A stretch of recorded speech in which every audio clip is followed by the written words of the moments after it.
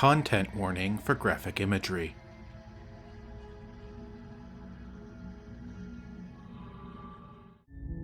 You're on a path in the woods, and at the end of that path is a cabin.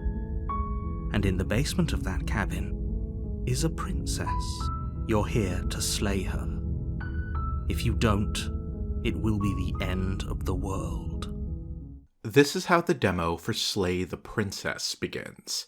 A horror visual novel / text adventure with a release date set for sometime in the remainder of 2023.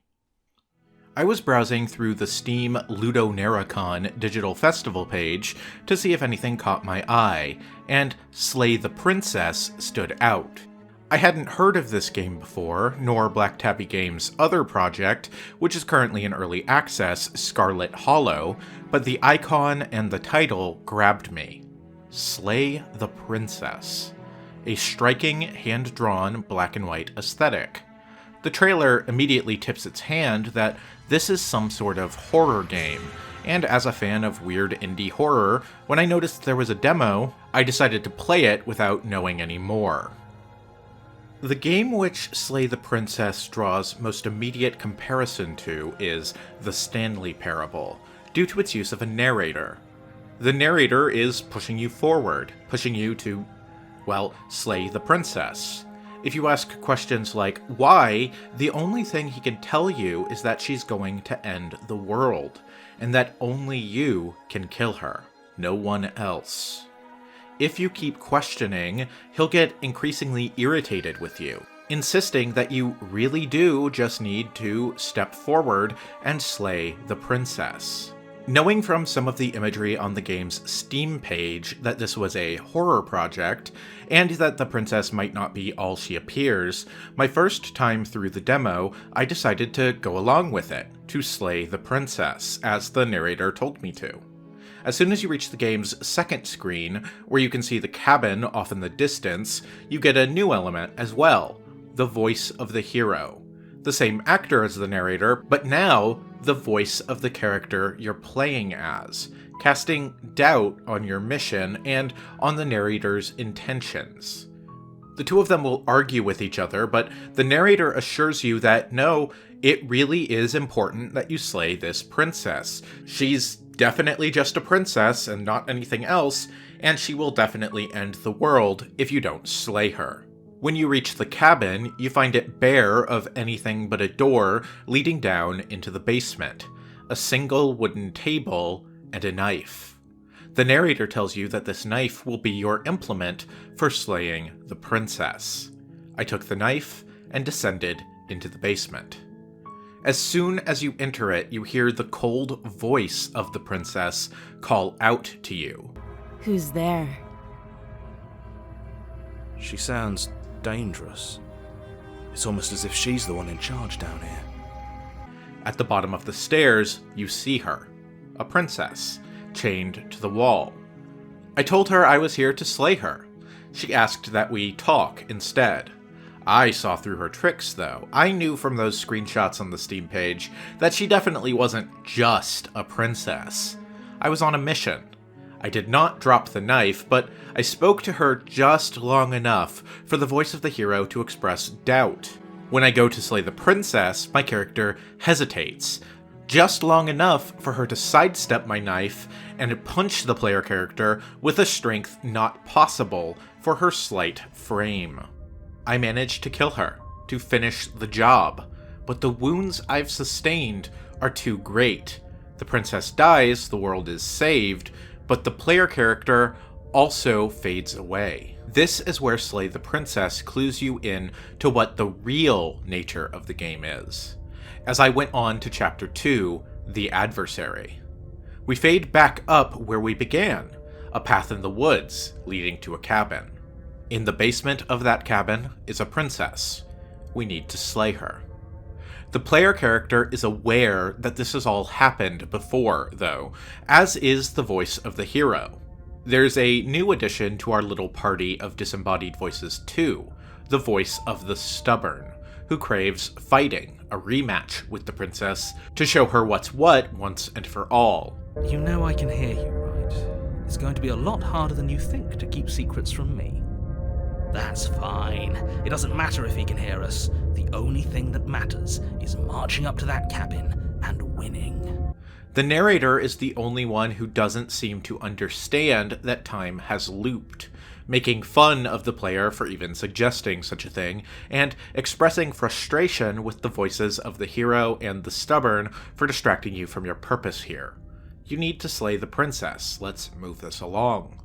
When you reach the cabin, you discover that the inside is completely different. The humble wooden interior replaced with cold stone. The table replaced with a black iron altar. There's also, though, a mirror hanging, one which the narrator can't seem to see. When you ask about the mirror, he's confused. There's nothing there, but the voice of the hero and the voice of the stubborn agree with you. There's definitely a mirror. Once you approach it and try to clear it of dust to look at your own face, it vanishes the moment you reach out for it. Very strange. I took the knife and continued down into the dungeon. This time, the princess was different. She had changed. Horns sprouted from her forehead. Cleft hooves were now where feet once were. A demonic tail sprouting from her back. She mocks you as you approach, and you get a title card, the adversary. This is where the demo ends, but it's not even close to all of the content, or even to really displaying what's interesting about the game. At this point, I was intrigued, a neat visual novel with a striking aesthetic, and some Stanley Parable narration going on is cool, but there was nothing especially scary or mechanically all that interesting on display. The card at the end, though, says the demo contains 10 different paths, and that seemed really high to me. It didn't feel like there had been enough points of articulation for that many paths. It's either save the princess or slay the princess, right? I decided to go back through the demo a second time. My second time through, I decided I wasn't going to slay the princess. I went through the same steps, made it to the cabin, and grabbed the knife, but decided to drop the knife and talk to her after reaching the basement. Talking with her isn't exactly helpful. She's definitely suspicious, she's definitely not telling us everything, and she even admits that were she to tell us anything, it's not as though we could trust her. I decided that the best thing to do this time around would be not to slay her nor save her, but just keep her locked down here. She does not like this idea, and swears to get vengeance if we do so, but she's locked up. What's the worst she could do? I know you're still there. Why don't you make things easier on yourself and let me out? It's not like this little door will hold for very long anyways. It's probably a good idea to try to get back on my good side. It turns out the worst she could do is become some sort of nightmare specter who starts slamming on the door you've barricaded back in the cabin. Eventually, she breaks out and approaches you. Her power is beyond what you realized in the adversary route. Just from her gaze, you feel your internal organs shutting down one by one. As she gets closer, things go dark. You die. This leads to Chapter 2, The Nightmare. This time, the voice of the stubborn is replaced by the voice of the paranoid, casting doubt on everything the narrator says, questioning whether he's sending you to your death on purpose. Shh! What if he hears us? That's a very good question, little voice. What if he does hear you? Surely a simple knife is not enough to kill anything as powerful as whatever this princess is. When you reach the cabin, it is much the same this time, except the door leading to the basement is missing. The table with the knife is upturned, and there are strange, shadowy figures staring at you from the windows. Again, there is a mirror which the narrator cannot see, and again, it vanishes when you reach out to it. This time, the basement looks very different. The stairwell leading down is a series of suspended wooden planks, floating in an infinite dark abyss. At the bottom of the steps, the princess is missing. The path forks and trails off into nothingness. She calls out, mocking you, saying it does not matter which path you take, that shall find you. Indeed, she does. This time, you face the nightmare, and the demo ends. So, slaying the princess didn't end well, locking her away didn't end well. What happens then if you try to save her? My third time through, I didn't even take the knife from the table, and stepped down into the basement unarmed.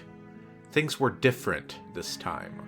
Her voice wasn't cold and confrontational, it was innocent.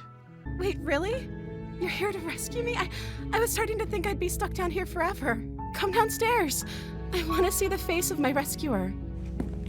She did not carry herself with pride and malice. She had a vulnerability to her.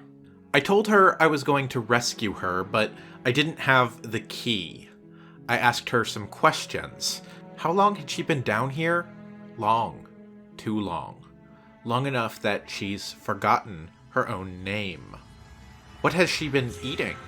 She dodged the question. What's that matter? Well, clearly that matters. It pokes holes in her story.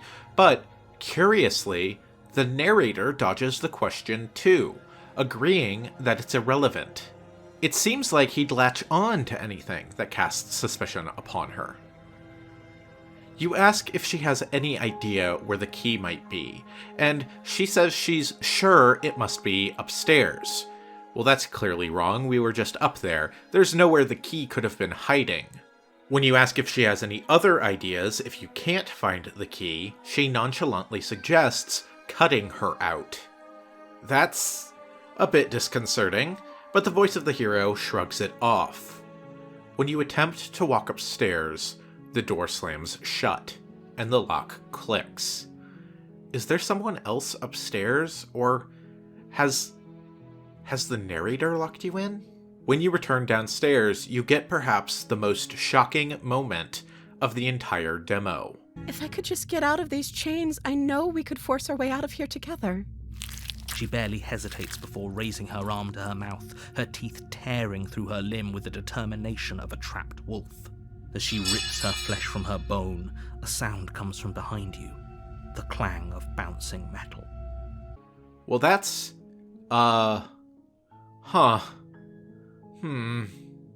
Mostly to stop the whole, auto-cannibalism situation going on here, I decided to help her out. Use the knife, which had manifested upon my return to the bottom of the stairs, to cut her out. She seems completely unfazed by losing the arm, almost disinterestedly pulling it off and freeing herself. As we went to leave, though, the narrator was having none of it. No, we won't have any of that. The stakes are too high. You can't just let her escape into the world. No, I can't just let her escape into the world. As the princess approaches the bottom stair, your body steps forward and raises the blade. Wait, this isn't fair. You can't just do that. The narrator hijacks your body, stabbing the princess. In a fun interface screw moment, your options are replaced with dozens of identical Slay the Princess options. It's only if you scroll through the list that you can find a single Warn Her option. The same thing happens again with only a single Resist. The princess knows this isn't you. She takes the knife from you and stabs you repeatedly. I'm sorry. You die. This leads to the damsel route. The new voice in your head this time is the voice of the smitten, proclaiming his undying love for the princess who you are here to save. There are quite a few other routes, and I'm not going to go through all of them beat by beat now that you get the idea of how this game plays, what this game is doing. That moment where the princess started eating her way out was the moment the horror element of this game truly had me, and this demo is absolutely worth going through on your own to explore. It seems on paper like the only points of articulation here would be simply slay the princess, save the princess, or lock the princess away, but the game is strikingly reactive to what the player does. If you go downstairs without the knife but end up killing her, that's another route. If you go downstairs with the knife but end up saving her, that's another route. If you end up walking away from the whole thing at the very beginning, insisting that you don't really care all that much for whether the world ends or not, that's another route. If you start to save her but then kill her with the element of surprise, that's another route. I was very impressed by the game's reactivity. A lesser game would have made the points of articulation more obvious, but it gives the game this very compelling branching appeal. There's even a way to slay the princess without dying yourself. It doesn't end well for the player character, though. Or maybe it does. I suppose it's up to your perspective. One thing I really love is how the cursor changes depending on what's going on in the game. Initially, it's simply the player character's hand, but when you pick up the knife, it becomes a hand holding a knife. Put the knife down, and it's back to being a hand. At one point, in a route where you get the voice of the contrarian, it's even suggested that you hold the knife backwards because it'll look cooler, and if you do, then the cursor changes, which is a very nice touch. I'd like to see the final game have a map of some sort of different routes, unlockable once you've completed the full game once or twice, because eventually I decided I would look up what all the different routes were to hit them all, and putting a graphical representation of where possible routes might split, and which ones you have and haven't seen, into the full game would be awesome. I've seen that sort of thing in other visual novels before, so if I had one suggestion for a feature the full game could use, that would be it. The voice acting is mostly quite good. There's only 2 actors, and both are required to play multiple roles. The male voice, that of Jonathan Sims, has to be not only the narrator, but the voice of the hero and whatever other voice you end up getting. Hearing the voices in your head argue over what you should do reminds me very heavily of Disco Elysium, and that's a compliment as far as I'm concerned. The female voice, that of Nicole Goodnight, only plays the princess, but needs to strike a different tone for each possible incarnation of that character. Hearing the princess turn on a dime when you betray her or cross her is powerful. When she's playing a more innocent version of the princess, the tone sounds a bit too naive and innocent, which I think is exactly the point, especially as you press her for details and the charade begins to drop. Are you looking for the truth, or are you looking for the right answer? Because with the dynamic we have going on here, I don't think the specifics of what I do really matter. It's not like you'd believe me. I'm very curious to see where the full game goes.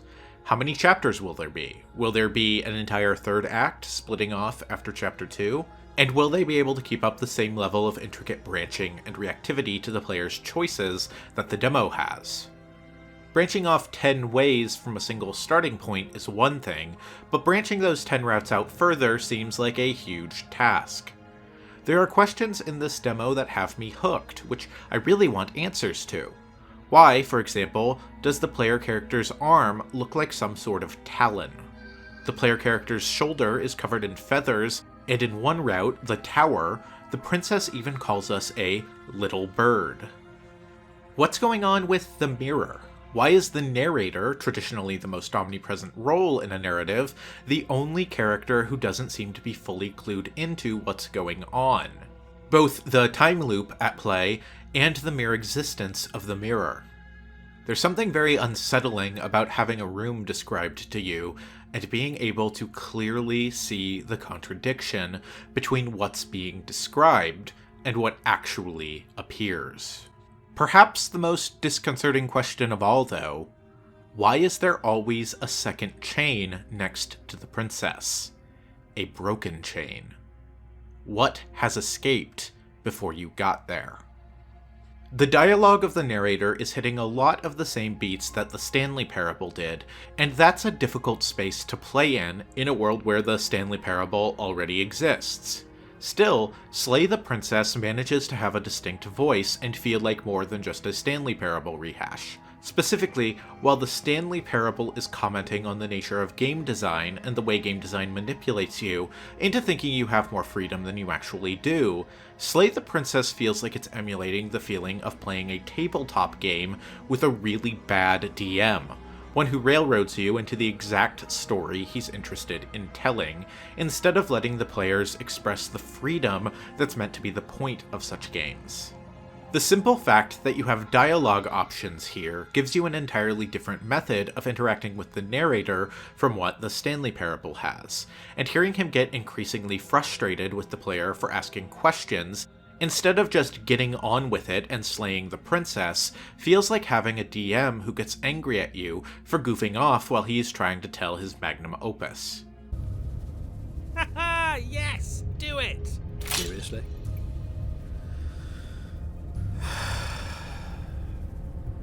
You throw the blade at the window, the glass shattering as it flies out into the night. I suppose you'll just have to deal with the princess without a weapon. Can't believe you actually did it. We'll be fine, don't worry about it. What's the worst that could happen? The world ends. Been there, done that. I went through every available route of the Slay the Princess demo, all of which I really enjoyed, and it took me around 2.5 hours. I'm making this video to try to highlight a cool demo and a cool upcoming game to people who follow my channel. This game, as well as Scarlet Hollow, which I picked up after playing this demo while it's on sale for Ludonarracon, are both definitely on my radar now. You should go check out the demo. It's available on Steam for free, with a release window for the full game sometime later this year. Check it out and wishlist the game on Steam if it interests you. I know I already have.